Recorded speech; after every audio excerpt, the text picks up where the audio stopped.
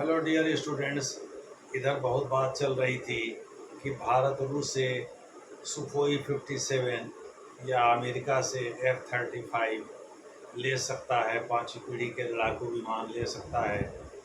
चीन और पाकिस्तान की हरकत को देखते हुए, क्योंकि पाकिस्तान चीन से बार बार पांचवी पीढ़ी के लड़ाकू विमान की मांग कर रहा है और अभी तक चीन ने ये डिलीवर नहीं किया है। कहा जा रहा है चीन बहुत जल्दी अपने 35 नामक एक पांचवी पीढ़ी के लड़ाकू विमान को डिलीवर कर सकता है पाकिस्तान को, लेकिन अभी तक किया नहीं है। वो J-20 की मांग कर रहा है, लेकिन चीन पाकिस्तान को J-35 उपलब्ध कराएगा कि J-20 उपलब्ध कराएगा, ये तो चीन ही जानता है। वैसे J-35 पर एक समझौता सैद्धांतिक रूप से हो भी गया है। देखना है कि चीन पाकिस्तान की किस प्रकार मदद करता है।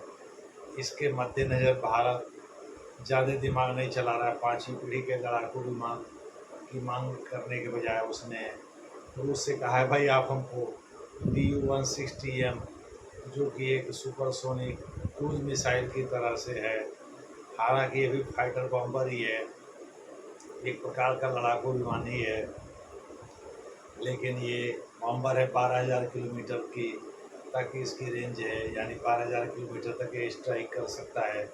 40 किलो का पेलोड ले जा सकता है और इसमें एडवांस रडार सिस्टम, नेविगेशन प्रणाली इत्यादि लगे हुए हैं। इलेक्ट्रॉनिक सिस्टम भी इसका काफ़ी एडवांस है, यानी पांचवी पीढ़ी के सभी फीचर्स इसके पास उपलब्ध हैं।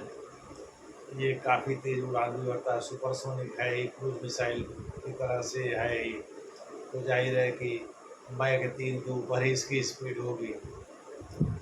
इस प्रकार से भारत ने Tu-160M संबंधी एक समझौते को हरी झंडी दिखा दी है। अगर रूस इसको डिलीवर कर देता है भारत को, इससे पाकिस्तान के माथे पर पसीने आने तय हैं या चिंता की लकीरें स्पष्ट हो जाएंगी। पाकिस्तान अभी से चिंतित है, चूँकि इसकी रेंज 12,000 किलोमीटर है और रूस ने इसे किसी को बेचा भी नहीं है। जैसे Su-57 पर कई देशों से बातचीत हो चुकी है। S-400 चीन के पास ऑलरेडी है, तो चीन पाकिस्तान को इसकी टेक्निक बता सकता है। इसी प्रकार से S-400 टर्की के पास भी है, वो भी पाकिस्तान को इसकी टेक्निक बता सकता है। लेकिन Tu-160M बॉम्बर जो है वो किसी के पास नहीं है, और इस प्रकार से रूस अगर भारत को इसे बेचता है तो भारत एक्सक्लूसिवली इसे ऑपरेट कर सकेगा, जिससे पाकिस्तान की चिंता बढ़नी तय है। हालांकि पाकिस्तान जो है चीन से पांचवी पीढ़ी के लड़ाकू विमान की डिलीवरी की मांग कर रहा है, यानी J-35 की मांग कर रहा है। अब चीन पाकिस्तान को क्या देता है क्या नहीं देता है, ये तो आने वाले समय में ही पता चलेगा। लेकिन ये बात सही है कि Tu-160M से पाकिस्तान की चिंता बढ़ गई है कि भाई अगर भारत ने इसे प्राप्त कर लिया तो निश्चित रूप से जो बातचीत चल रही है उसके आधार पर तो निश्चित रूप से पाकिस्तान के लिए दिक्कत पड़ जाएगी, क्योंकि इसकी रेंज बहुत ज़्यादा है। इसमें रिफ्यूलिंग की भी सुविधा है, नेविगेशन प्रणाली इसकी उत्तम है, यानी नौगम्यता यानी आसमान में उड़ने की इसके अंदर जो लचीलापन है ये उत्तम है। ये सुपरसोनिक स्पीड से उड़ता भी है और 12,000 किलोमीटर तक दूरी तक मार भी कर सकता है। 40 किलोग्राम का पेलोड भी ले जा सकता है। इसमें उन्नत रडार प्रणाली लगी हुई है, इलेक्ट्रॉनिक सिस्टम भी इसका उन्नत है। इस प्रकार से कई फीचर से लैस ये है, ऐसे है जैसे पांचवी पीढ़ी का लड़ाकू विमान ही हो। तो अगर रूस भारत को ये दे देता है तो फिर तो हमारे लिए मुसीबत हो जाएगा, ऐसा पाकिस्तान सोच रहा है, और उसका सोचना लाजमी भी है, जायज़ भी है, क्योंकि Tu-160M वास्तव में बहुत खतरनाक लड़ाकू विमान है।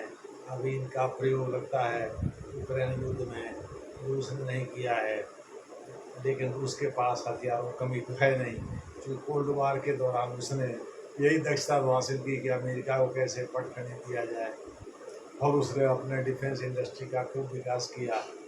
तो कोल्ड वार के दौरान जो दो राइवल थे, इधर सोवियत रूस और उधर यूएसए, दोनों ने अपने अपने डिफेंस इंडस्ट्री को आगे बढ़ाया। चूँकि दोनों उस वक्त के लिए तैयार कर रहे थे जब दोनों की सीधा सीधा मुकाबला हो। तो रूस भारत का परंपरागत दोस्त है।